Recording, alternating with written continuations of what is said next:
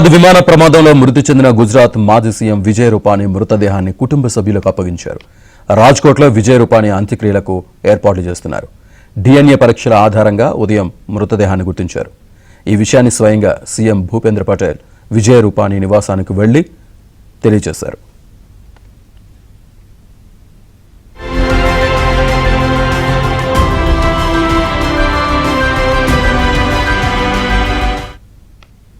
మరోవైపు అహ్మదాబాద్ విమాన ప్రమాదంలో మృతుల సంఖ్య అంతకంతకు పెరుగుతోంది. ఇప్పటివరకు 279 మంది మృతి చెందారు.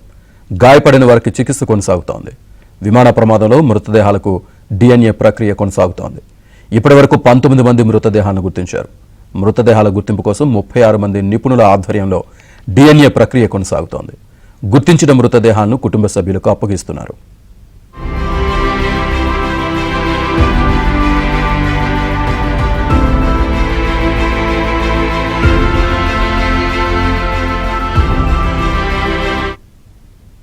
కాగా విమాన ప్రమాదానికి సంబంధించి టర్కీ ప్రభుత్వం కీలక అప్డేట్ ఇచ్చింది. ప్రమాదానికి గురైన బోయింగ్ 787-8 విమానం మెయింటెనెన్స్ ను తమ దేశానికి సంబంధించిన సంస్థ చూసిందంటూ జరుగుతున్న ప్రచారాన్ని ఖండించింది. ఎయిర్ ఇండియా టర్కీ టెక్నిక్ మధ్య 2024-25లో ఒప్పందం జరిగిందని పేర్కొంది. అందులో B777 విమానానికి మాత్రమే మెయింటెనెన్స్ చేసేలా ఒప్పందం కుదుర్చుకున్నట్లు వివరించింది. అందులో బోయింగ్ 787-8 డ్రీమ్ లైనర్ ప్రస్తావన లేదని స్పష్టం చేసింది. ఇప్పటి వరకు ఎయిర్ ఇండియాకు చెందిన ఈ రకం విమానానికి టర్కీ టెక్నిక్ మెయింటెనెన్స్ నిర్వహించలేదని స్పష్టం చేసింది.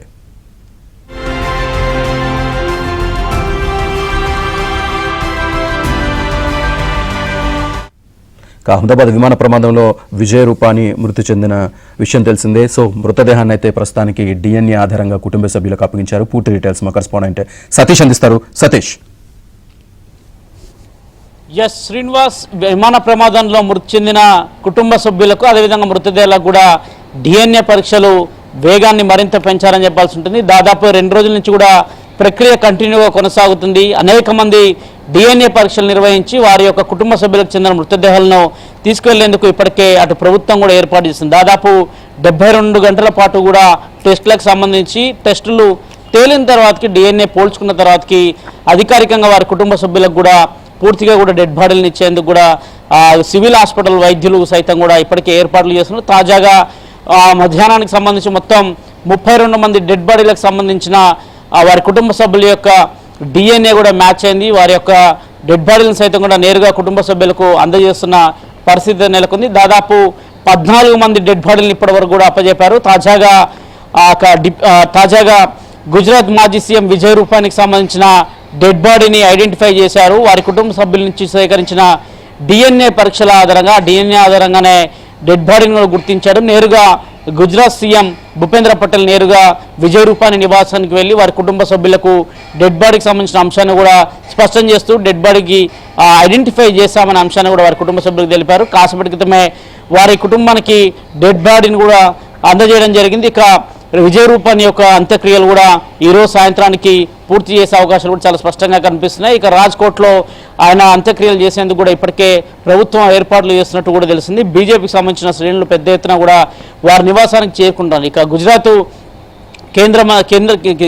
హోంశాఖ మంత్రి సైతం కూడా ఉదయమే డిఎన్ఏకి సంబంధించిన అంశాన్ని కూడా చాలా స్పష్టం చేశారు. విజయ్ రూపానీ యొక్క బాడీని కనుగొన్నాము, ఆయనకు సంబంధించిన డిఎన్ఏ టెస్టులు కూడా పూర్తయ్యాయి, వాడి కుటుంబ సభ్యుల యొక్క డిఎన్ఏ కూడా మ్యాచ్ అయిన అంశాన్ని కూడా స్పష్టం చేయడం జరిగింది. భారతీయ జనతా పార్టీకి సంబంధించిన ఎమ్మెల్యేలు కావచ్చు, ఆ రాష్ట్రంలో ఉన్న ప్రభుత్వం కావచ్చు, ఇప్పటికే విజయ్ రూపానీ నివాసానికి చేరుకుంటున్నారు. వారంతా కూడా కుటుంబ సభ్యులను ఓదార్స్తున్న పరిస్థితి అక్కడ తాజాగా కనిపిస్తుంది. మరోవైపు ఎక్కువగా ఎక్కడైతే డెడ్ బాడీలకు సంబంధించి కొంత డెడ్ బాడీలను ఈజీగా ఐడెంటిఫై చేసి వారి కుటుంబ సభ్యులకు నేరుగా తీసుకెళ్తున్న సంఘటనలు కూడా చూస్తున్నాం. దాదాపు 8 మంది డెడ్ బాడీలను వారి కుటుంబ సభ్యులు నేరుగా మార్చరీ రూమ్లో గుర్తుపట్టారు. వారికి ఇప్పటికే సివిల్ హాస్పిటల్కి సంబంధించిన వైద్యులు సైతం కూడా డెడ్ బాడీలను హ్యాండ్ ఓవర్ చేస్తున్నారు. దాదాపు 18 జిల్లాలలో మొత్తం 18 జిల్లాలకు సంబంధించిన వివిధ ప్రాంతాలకు చెందిన వారు కూడా అహ్మదాబాద్, గుజరాత్కి సంబంధించి వివిధ ప్రాంతాలకు చెందిన వారంతా కూడా చనిపోయినట్టు, వారికి సంబంధించిన డెడ్ బాడీలను కూడా ఇప్పటికే వారి కుటుంబ సభ్యులకు అందజేస్తూ కూడా అధికారులు ఇప్పటికే అనేక